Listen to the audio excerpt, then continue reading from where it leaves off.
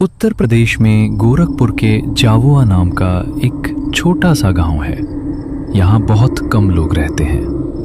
लोग मिलजुल कर रहते हैं। सब लोग एक दूसरों के कामों में एक दूसरे का हाथ बटाते हैं। जब खेतों की कटाई का समय होता है तो सब लोग मिलकर बारी बारी से सबका काम करवाते हैं। गांव में मिट्टी के घर बहुत ज्यादा हैं। सिर्फ गिने चुने ही मकान कुछ पक्के हैं। यहाँ की सड़कें भी मिट्टी की ही बनी हैं। सारे लोगों का घर दूर दूर पे है, फिर भी सारे लोग एक दूसरे के घर आया जाया करते हैं। गांव के बाहर एक तरफ सिर्फ खेत ही खेत और दूसरी ओर गांव है। गांव में लाइट कम ही रहा करती है। अक्सर रात के समय लाइट चली जाया करती है।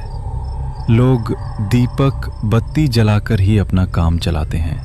अब अप्रैल का महीना लगभग खत्म होने को है। अब गांव के लोग अपना बिस्तर घर के बाहर ही लगाने लगे हैं।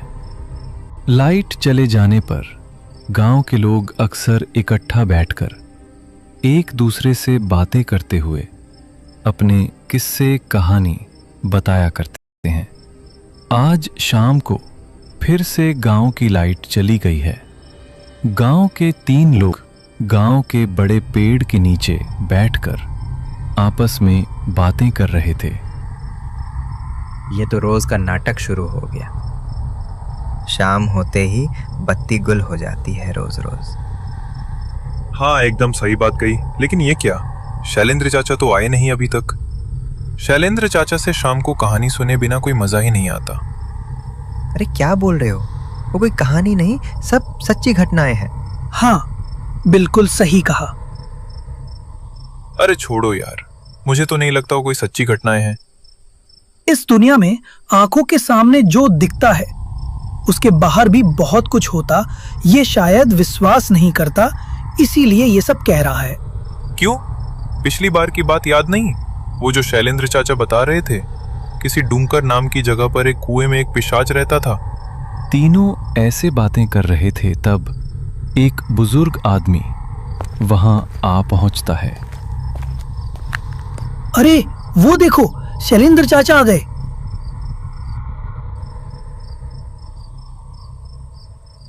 क्या हाल है? कैसे हो सब? बैठिए बैठिए, आपकी बातें कर रहे थे हम। आज फिर बत्ती गुल हो गई। हम तो सोच रहे थे आज शायद आप नहीं आओगे। आप नहीं आते तो हमारे गपशप जमते नहीं है। मैं तुम लोगों से उम्र में बड़ा हो सकता हूं, लेकिन तुम्हारे जैसे जवान लड़कों के साथ बैठकर गपशप करने में मजा ही अलग है। उन बूढ़ों के साथ बैठकर दूसरों की बुराई करना मुझे बिल्कुल नहीं भाता। तो शैलेंद्र चाचा, आज आपके जीवन की कौन सी घटना सुनाओगे? सच में चाचा, आप जो घटनाएं सुनाते हो वो सुनकर तो किसी को भी डर लग जाएगा। अच्छा चाचा, आपने सामने से कभी भूत देखा है कोई? तुम लोग शायद सोचते होंगे कि मैं तुम्हें जो घटनाएं सुनाता हूं वो सब मनगढ़ंत है, पर ऐसा बिल्कुल नहीं है। मैं डाकिया होने के नाते इस देश की अलग अलग जगहों पर रहा हूं। वहां से कितनी तरह के अनुभव हुए हैं मुझे, और वही तुम लोगों को सुनाता हूं। शैलेंद्र चाचा, आज ना अपनी आंखों से देखा कोई भूत का किस्सा सुन। चलो आज मैं तुम्हें अपने जीवन में हुई एक घटना के बारे में बताता हूं। ये उन समय की बात है जब मैं जवान हुआ करता था। घनघोर बारिश का समय था। आखिरी शाम में अपने मित्र शास्त्री के घर पर घूमने को निकला था। रास्ते में जोरदार बारिश होने लगी। मुझे आशा नहीं थी कि इतनी जोरदार बारिश होने लगेगी।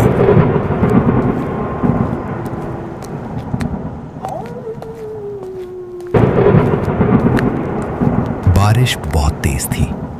मेरे पैरों के नीचे की मिट्टी बहुत गीली हो चुकी थी।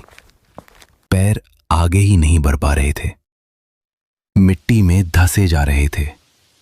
मैंने एक दूसरे पत्थर वाले रास्ते से आगे बढ़ने का सोचा, लेकिन वो वाला रास्ता थोड़ा जंगल से होकर गुजरता था और इस गीली मिट्टी वाले रास्ते से शास्त्री के घर तक नहीं पहुंचा जा सकता था। तो मैंने पत्थर वाले रास्ते से ही चलना उचित समझा। मैंने आगे बढ़ना शुरू किया। बारिश लगने की वजह से अंधेरा छा गया था। रास्ते पर केवल बारिश की आवाज और चारों तरफ खामोशी छाई हुई थी। रास्ता बिल्कुल सुनसान हो गया था। कुछ कीटों की किटकिट की आवाजें आ रही थीं। वो रास्ते को और भयानक बना रही थीं।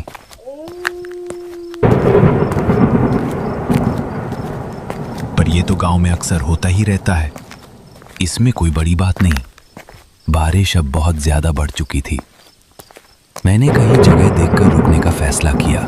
सामने मुझे एक पुराने घास की झोपड़ी दिखी। मैं उस झोपड़ी के नीचे आकर खड़ा हो गया।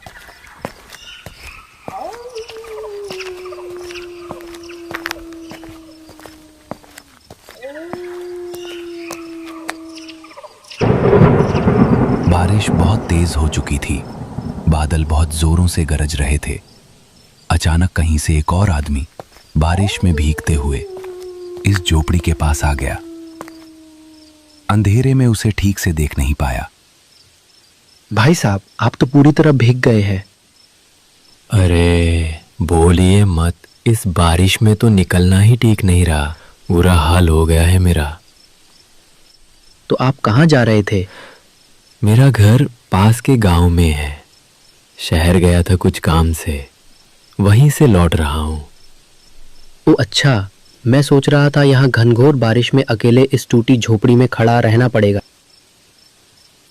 अंधेरे में खड़े होकर हम दोनों तरह तरह की बातें कर रहे थे। तभी आसमान में एक बिजली गड़गड़ाहट के साथ एक अजीब सी आवाज सुनाई दी, जैसे किसी लड़की की आवाज।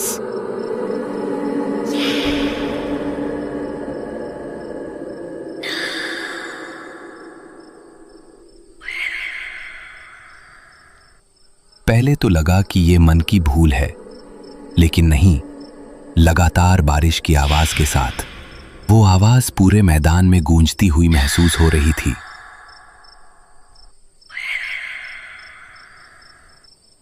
कोई आवाज सुनी आपने? क्या आपने भी सुना? मुझे लगा कि ये मेरे मन का वहम है। नहीं, ये वहम नहीं है। अच्छे से सुनिए। जैसे कोई लड़की हो।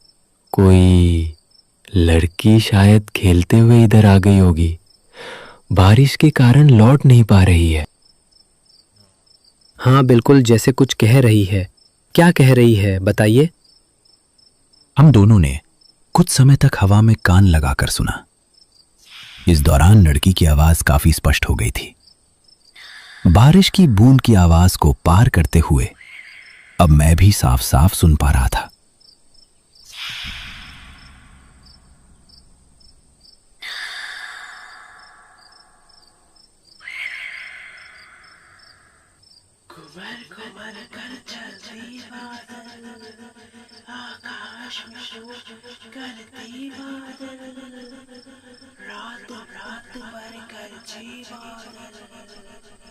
कोई न बचकर जाने पाए, जोर जोर से बरसो बादल, घनघोर घटा के काले बादल।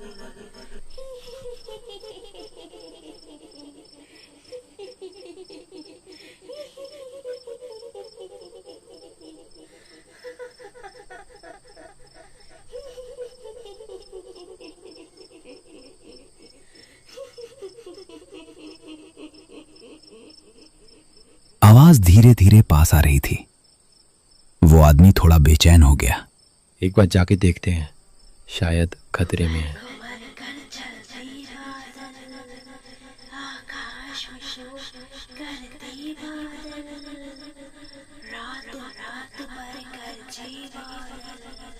हो सकता है अगर कोई संकट में पड़े तो इस तरह से कोई कविता नहीं पढ़ता। मुझे तो ये मामला ठीक नहीं लग रहा। ऐसे सिहर पैदा करने वाली आवाज़ में कोई कविता नहीं पढ़ता। अरे चलिए ना, चल के देखते हैं। लड़की शायद बांस के झाड़ में अटक गई है। बारिश भी तो कम हो चुकी है। मगर इस अंधेरे में कोई खतरा हो गया तो? अरे क्या होगा, जाकर ही देखते हैं ना।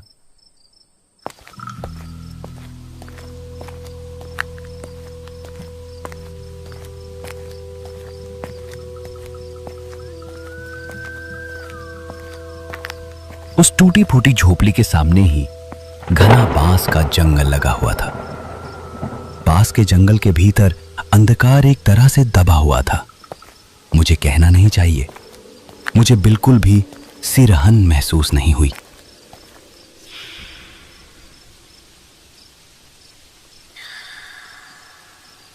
देखिए, उधर से आ रही है ये आवाज। आवाज की ओर ध्यान देकर मैंने धीरे धीरे कदम बढ़ाना शुरू किया। बारिश की बूंदें तेज धार वाले चाकू की तरह लग रही थीं। पास के जंगल के गहरे अंधकार में आंखें ज्यादा दूर तक देख नहीं पा रही थीं। आकाश को चीरते हुए बिजली चमकी। उस थोड़ी रोशनी में जो मैंने देखा, उससे मेरे दिल की धड़कन मानो रुकी गई हो। जैसे मैंने देखा कि पास के पेड़ों के बीच में एक छोटी लड़की खड़ी है। हवा में उसके बारिश में भीगे हुए बाल, और वे चुपचाप एक ही भाव में खड़ी थी।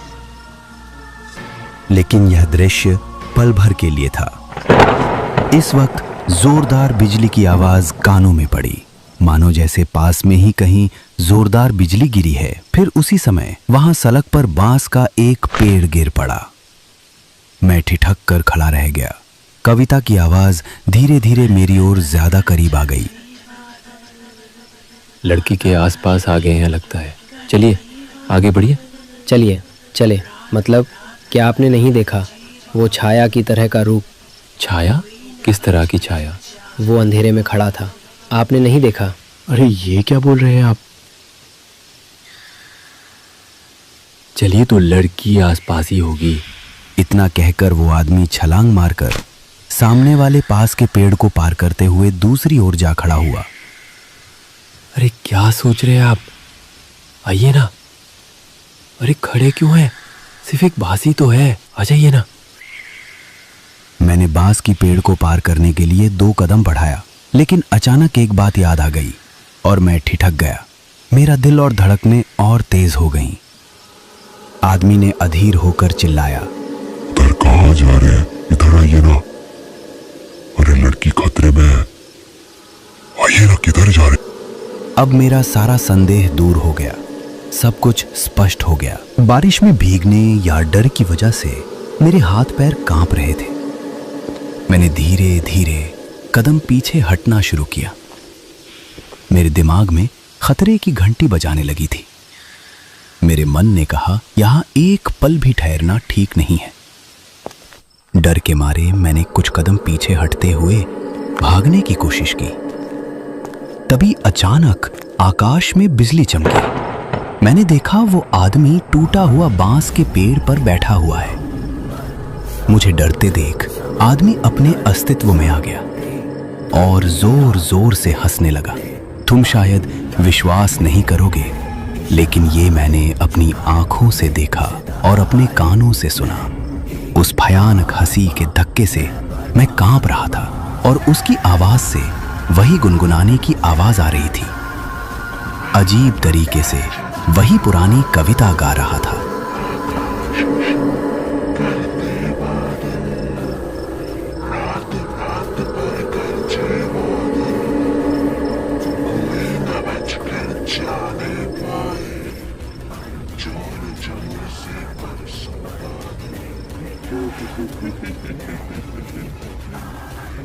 उसके बाद मैं वहां खड़े रहने का साहस नहीं कर पाया। बारिश में भीगते हुए मैं वहां से भाग गया।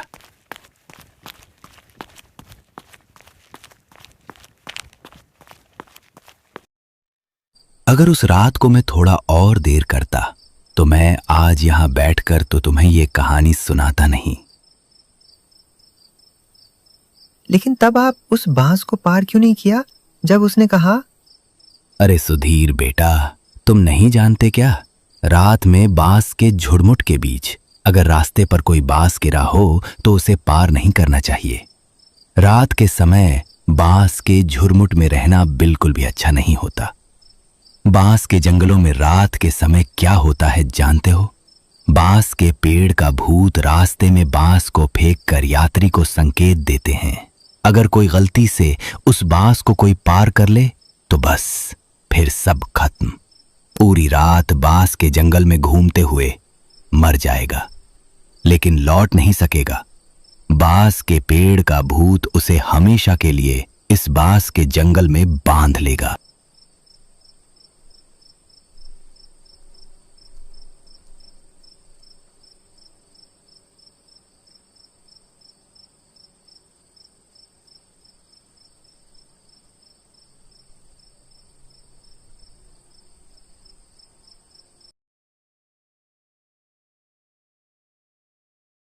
यह कहानी भानु नाम के एक रिक्शा चालक की है।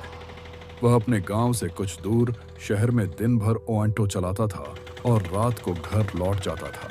लेकिन एक दिन दोस्तों के साथ पार्टी करने के कारण उसे देर हो गई। गांव जाने का रास्ता एक सुनसान जंगल से होकर गुजरता था। रात के करीब 12:30 बजे भानु अपने ऑटो को चलाते हुए घर की ओर जा रहा था। तभी अचानक उसकी नजर पड़ी। उसने देखा कि सड़क किनारे एक बूढ़ी औरत खड़ी थी। भानु को लगा शायद कोई पैसेंजर होगी।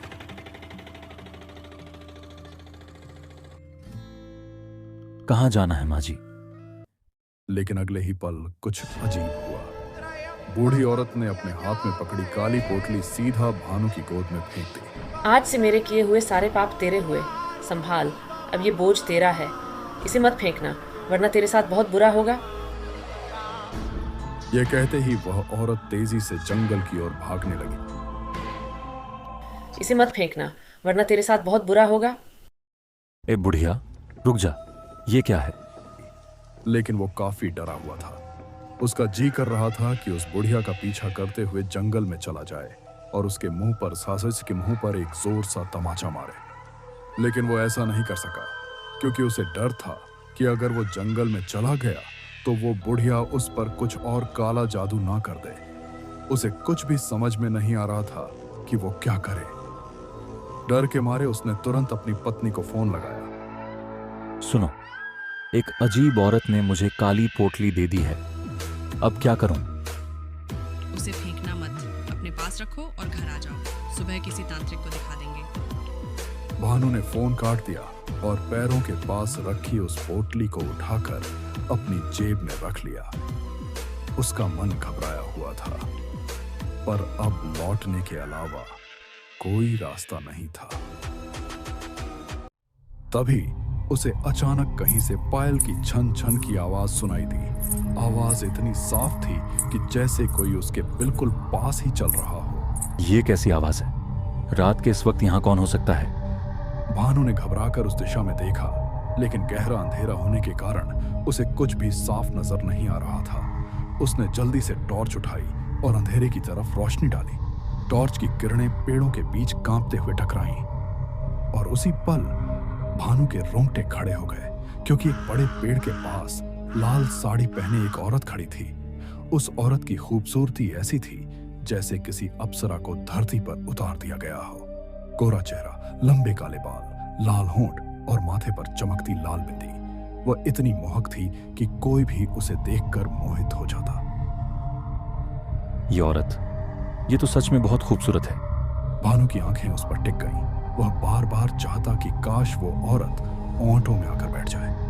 उसकी नजरें उसके चेहरे से लेकर पांव तक घूम गईं और फिर भानु के शरीर में सिहरन दौड़ गई, क्योंकि उसने देखा कि उस औरत के पैर उल्टे थे। ये तो इंसान नहीं, चुड़ैल है। भानु की हालत खराब हो गई। वह औरत अब धीरे धीरे उसकी ओर बढ़ रही थी। उसकी चाल धीमी थी, मगर उसकी नजरें भानु को चीर रही थी। नहीं, मुझे भागना होगा। भानु ने तुरंत ऑटो स्टार्ट किया और गांव की ओर दौड़ा दिया। उसका दिल जोरों से धड़क रहा था, लेकिन जैसे ही उसने पीछे देखने के लिए रियर व्यू मिरर में नजर डाली, उसकी सांसें थम गईं। लाल साड़ी पहनी चुड़ैल उसके पीछे ही सड़क पर दौड़ रही थी। उसकी चाल इंसान जैसी नहीं, बल्कि अजीबो-गरीब और डरावनी थी। भानु ने ऑटो की रफ्तार और तेज कर दी। दूर हो जा, मेरा पीछा मत कर। कुछ देर बाद चुड़ैल पीछे छूट गई। भानु ने राहत की सांस ली और ऑटो की स्पीड धीरे धीरे कम कर दी। उसने सोचा कि शायद अब वो चुड़ैल उसका पीछा नहीं कर रही। लेकिन तभी ऑटो के अंदर से छन छन की वही पायल की आवाज गूंज उठी। भानु का खून जम गया। धीरे धीरे उसने कांपते हाथों से रियर व्यू मिरर में देखा। और जो नजारा सामने था उसे देखकर उसके रोंगटे खड़े हो गए, क्योंकि पिछली सीट पर वही लाल साड़ी पहनी चुड़ैल बैठी थी। उसकी आंखें खून की तरह लाल थीं, होंठों पर खतरनाक मुस्कान और बाल चेहरे पर बिखरे हुए थे। भानु ने जैसे तैसे ब्रेक लगाया और ओमाटो रोक दिया। उसने तुरंत चाबी निकाली और रास्ते पर पागलों की तरह भागने लगा, लेकिन पीछे से चुड़ैल की आवाज गूंजी, भयानक और तू मुझसे भाग नहीं सकता, तू सिर्फ मेरा है। मुझे एक बच्चा दे दे, फिर तू जो बोलेगा वो मैं तुझे दे दूंगी। भानु बिना पीछे देखे दौड़ता रहा। उसकी सांसें तेज थीं, दिल बाहर निकलने को था।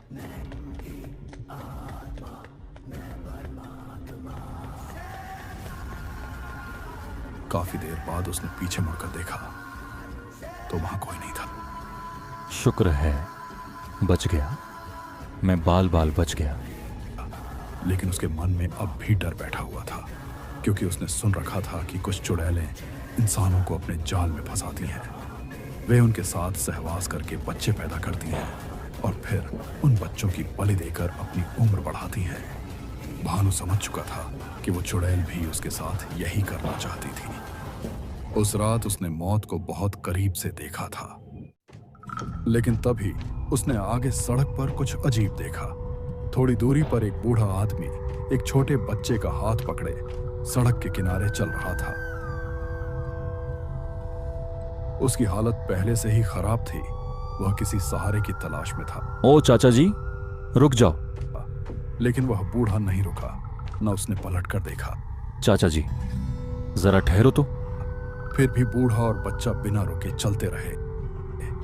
घबराकर भानु दौड़ते हुए उनके सामने जाकर खड़ा हो गया, और जैसे ही उसने उनके चेहरे की ओर देखा, उसकी चीख गले में ही अटक गई। उसके शरीर में कंपी दौड़ गई, क्योंकि बूढ़े और बच्चे दोनों की आंखें बिल्कुल खाली थीं। खोपड़ी की जगह सिर्फ गहरे काले गड्ढे थे, और उन गड्ढों से काले रंग का तरल बह रहा था। भानु के पैरों तले जमीन खिसक गई। वह बिना कुछ सोचे भागने लगा। उसके कदमों की आवाज और दिल की धड़कन एक जैसी गूंज रही थी। भागते भागते आखिरकार वह रुक गया और हाँफने लगा। उसकी सांसें इतनी भारी थीं कि जैसे अभी टूट ही जाए। तभी अचानक पीछे से हॉर्न की आवाज आई। भानु ने मुड़कर देखा और उसकी आंखों में हल्की उम्मीद की चमक लौटी। सड़क पर एक कार उसकी ओर बढ़ रही थी। आह भाई, लिफ्ट दो प्लीज, रोको। कार उसके पास आकर रुकी। भानु तुरंत कार में जाकर बैठ गया। कार गांव की ओर चल पड़ी। क्या हुआ भाई साहब? आप तो काफी डरे हुए लग रहे हो। मैं एक ऑटो ड्राइवर हूं। कुछ देर पहले अचानक मेरी ऑटो में एक चुड़ैल आ बैठी थी। मैं सब छोड़कर भाग आया हूं। हाँ, हो सकता है। ड्राइवर ने उसकी बात सुनी और हल्की सी मुस्कान दी। भानु उसकी बात सुनकर चुप हो गया। वह सीट पर टिक गया और खामोशी से बाहर अंधेरे जंगल की ओर देखने लगा। जब उसके गांव का चौराहा आया तो भानु कार से उतर गया और जल्दी जल्दी घर की ओर बढ़ा। घर पहुंचते ही उसकी पत्नी ने पूछा, वो पोटली कहाँ है? बताओ क्या हुआ? लेकिन भानु चुप रहा। पत्नी ने 2-3 बार और पूछा, मगर उसने एक भी जवाब नहीं दिया। उसकी आंखें अब भी डरी हुई थीं और दिल में उस रात का डर गहराई तक बैठ चुका था।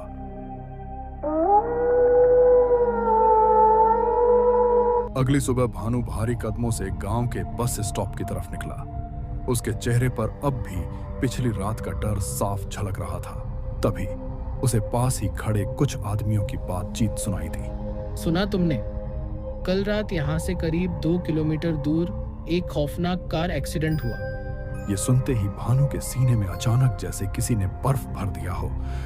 उसकी सांसें तेज हो गईं। भाई साहब, वो कार कौन सी थी? वो एक काले रंग की मारुति कार थी।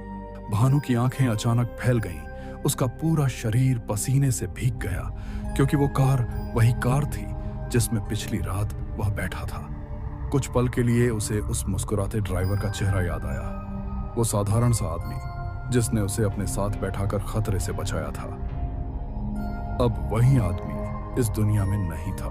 असल में पिछली रात जब वह कार से उतर रहा था, उसने जानबूझकर वह काली पोटली पीछे की सीट पर छोड़ दी थी, और जब उसने पोटली रखी थी तो उसके होठों से धीमी लेकिन खौफनाक फुसफुसाहट निकली थी। मेरे सारे पाप, मेरे सारे बुरे कर्म अब तुम्हारे हुए, संभालो इन्हें। इतना कहकर वह कार से उतर गया था। भानु जानता था कि उस बुढ़िया की पोटली में साधारण सामान नहीं था, वो एक शाप थी, एक अभिशाप जिसमें उसके सारे बुरे कर्म बंधे हुए थे। भानु उस रात तो बच गया, लेकिन उसके भीतर गहरी सिहरन उठती रही, क्योंकि वो जानता था उसने अपनी जान बचाने के लिए किसी और को मौत के अंधकार में धकेल दिया था। और पाप कभी किसी से पीछा नहीं छोड़ते, वो बस इंतजार करते हैं सही वक्त आने का।